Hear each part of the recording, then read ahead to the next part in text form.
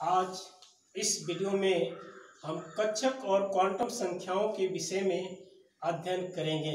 सबसे पहले कक्षक। हम जानते हैं कि परमाणु का आधुनिक या क्वांटम मैकेनिकल मॉडल के अनुसार नाभिक के बाहर इलेक्ट्रॉन किसी सुनिश्चित स्थान पर नहीं होता, अपितु यह नाभिक के बाहर एक क्लाउड बनाता है। अतः कक्षक क्या है?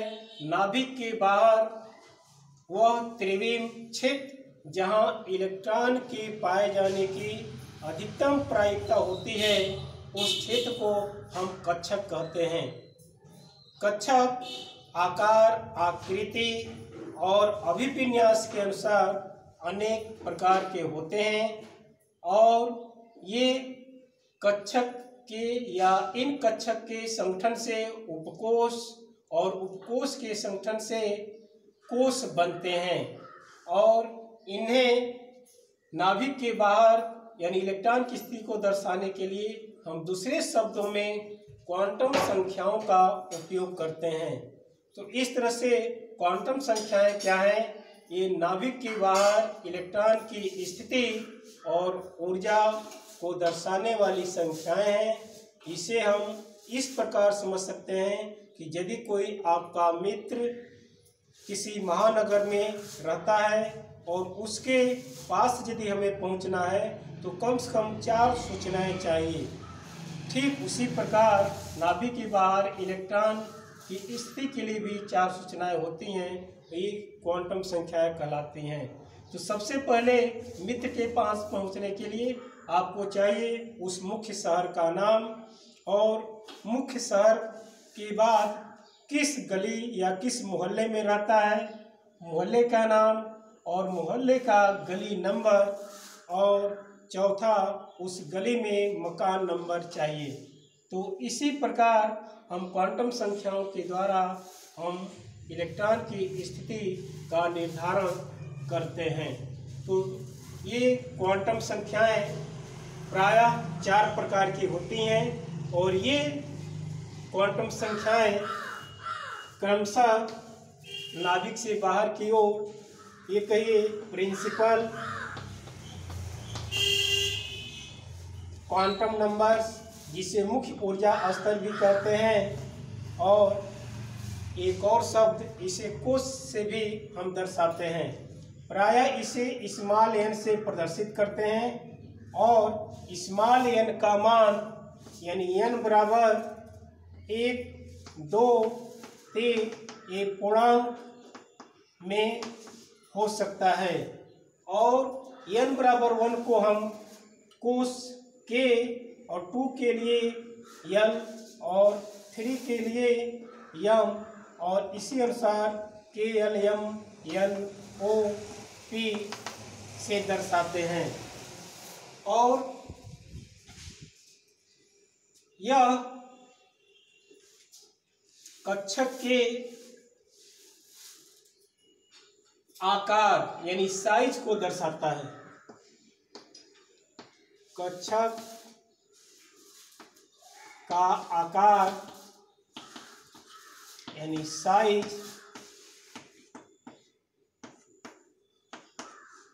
को दर्शाता है, प्रदर्शित करता है। और यहाँ साइज से अर्थ है कि यह न्यूक्लियस के कितना पास है अथवा कितना दूर है।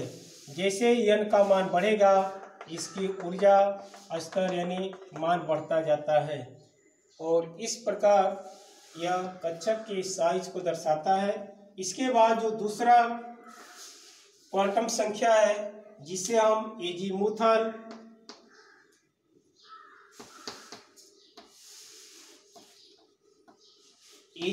क्वांटम नंबर्स या सेकेंडरी क्वांटम नंबर्स या जिसे सब सेल भी कहते हैं, सब सेल, और इसी बात प्रिंसिपल क्वांटम नंबर को हम यानी सेल और सेल के रूप में k l m n आदि, और यदि गणितीय रूप में हम व्यक्त करें तो गणितीय रूप में सब सेल को यस नहीं गणितीय रूप में समीकरण के द्वारा प्रदर्शित करते हैं। और यह इलेक्ट्रॉन का कोणीय संवेग यानी MVR इक्वल टू NH यानी H/2 और L इंटू L+1 गणितीय रूप में इसे प्रकट किया जाता है। और इसका मान यानी सब सेल का मान प्रिंसिपल क्वांटम नंबर यानी n के मान पर निर्भर करता है तथा n के मान के लिए इसका 0 से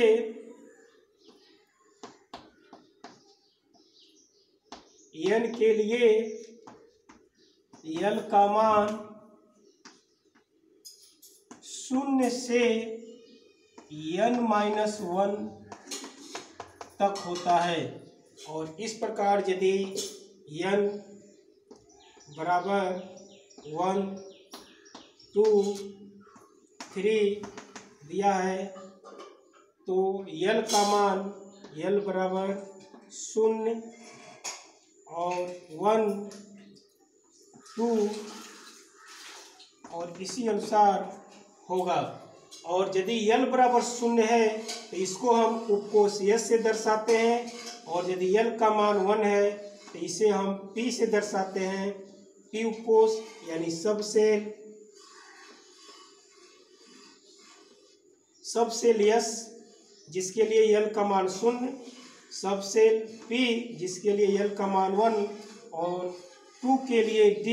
और यदि इसी भांति यदि L का मान 3 है इसके लिए F और FGH ऐसे हम प्रकट करते हैं। इस प्रकार एजीमुथल क्वांटम संख्या या सबसे यह उप ऊर्जा स्तर को दर्शाता है।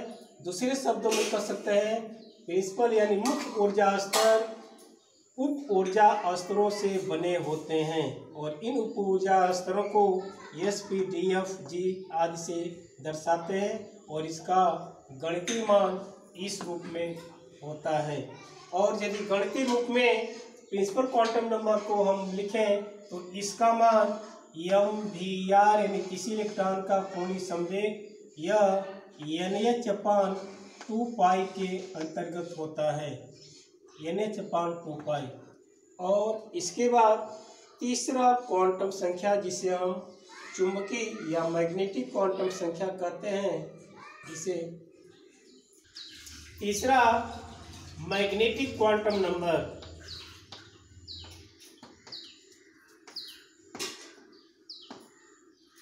या हिंदी में चुंबकीय क्वांटम नंबर भी कहते हैं। और यह इलेक्ट्रॉन के त्रिविम में ओरिएंटेशन यानी अभिविन्यास को दर्शाता है। और इसे स्मॉल m से प्रदर्शित करते हैं, इसे स्मॉल m से प्रदर्शित करते हैं।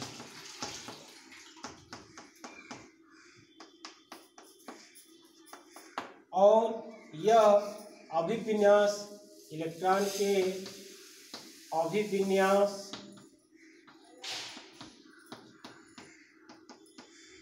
ओरिएंटेशन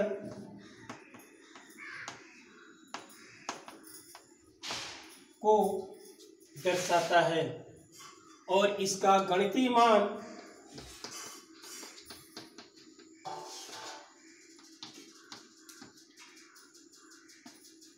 MVR = MH/2 से प्रदर्शित होता है। और इसका यानी m का मान L के मान पर निर्भर करता है तथा किसी भी L के लिए किसी L के मान के लिए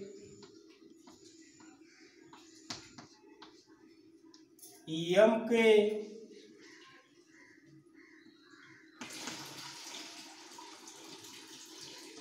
(2L+1) मान जो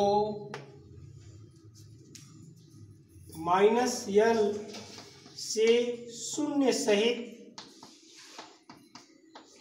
प्लस एल तक होते हैं। इस प्रकार यदि एल का मान शून्य है तो एम का मान भी शून्य होगा, यानी माइनस अगर 2l+1 करें तो 0+1 और 1 मान के लिए 0 नोट करते हैं। और यदि l बराबर 1 तो m का मान -1 0+1, यानी ये 3 मान हो गए। 2l+1 यानी यदि हम l का मान रखते हैं तो 2 और धन 1 3 मान, और इस तरह से 3 मान हो गए। यदि l का मान 2, l बराबर 2 तो m के मान m बराबर -2 -1 0 +1 और +2, यानी 1 2 3 4 5, यानी l बराबर 2 के लिए इसके 2l+1 5 मान हो गए। और इसी अनुसार यदि l बराबर 3 है तो 2l+1 यानी m के जो है 7 मान हो गए,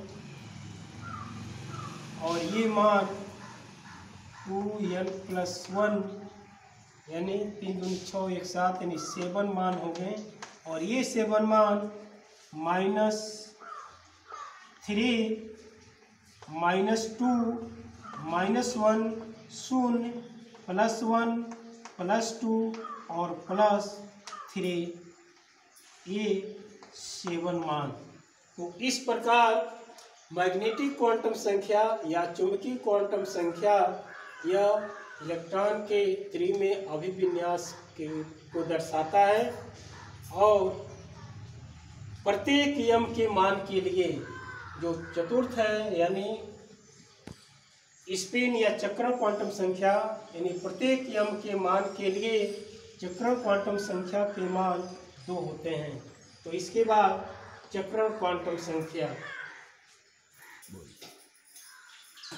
फोर्थ क्वांटम संख्या जिसे हम स्पिन क्वांटम नंबर, स्पिन या चक्रण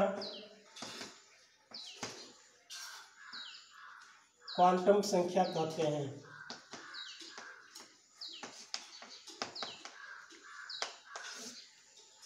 इसे स्मॉल s से प्रदर्शित करते हैं।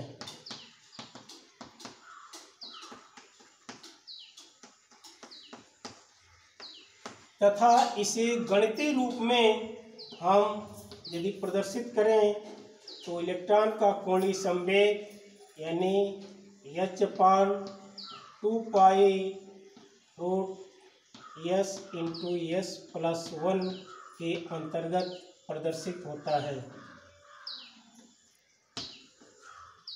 और प्रत्येक m के मान के लिए, यानी इसका मान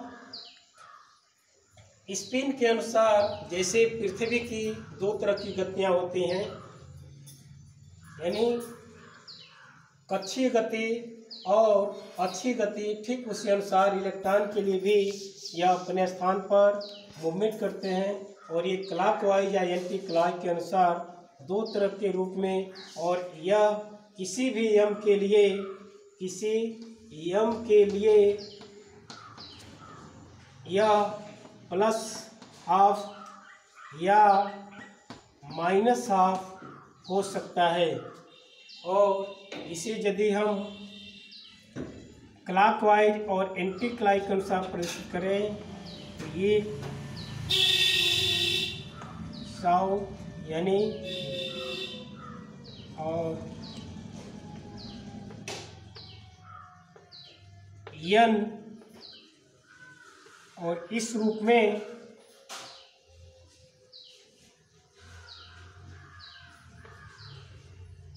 तो ये 2 दिशाएं हो सकती हैं, जिसे क्लॉकवाइज या एंटी क्लॉकवाइज वामावर्त और दायावर्त नाम दिया जाता है। और इस सभी क्वांटम संख्याओं के मान निर्धारित करने द्वारा किसी भी कोष उपकोष में अधिकतम इलेक्ट्रॉनों की संख्या हम ज्ञात कर सकते हैं। तो इस प्रकार यदि n का मान दिया हुआ है तो n के मान से l का मान ज्ञात कर सकते हैं, और l का मान से हम m चुंबकीय क्वांटम संख्या का मान ज्ञात कर सकते हैं। और इसी अनुसार यदि m का मान ज्ञात है तो s के मान ज्ञात कर सकते हैं। तो इस प्रकार यदि एक उदाहरण हम ग्रहण करें तो n बराबर यदि 2 है तो इसके लिए l के मान 0 और 1 होगा, और इसी अनुसार m के मान 0 और -1 0 +1 होगा, और s के मान प्रत्येक m के लिए 2 मान यानी plus minus half plus minus half और plus minus half plus minus half. इस तरह से यदि n बराबर 2 है इसमें अधिकतम इलेक्ट्रॉनों की संख्या 2n² होती है, और यदि n बराबर 2 है इलेक्ट्रॉनों की संख्या 8 होगा। और इस अनुसार 2 2 4 2 6 2 8 यानी कुल इलेक्ट्रॉन 8 होंगे। तो इस प्रकार हम उदाहरण के द्वारा और क्वांटम संख्याओं के विषय में अध्ययन कर सकते हैं।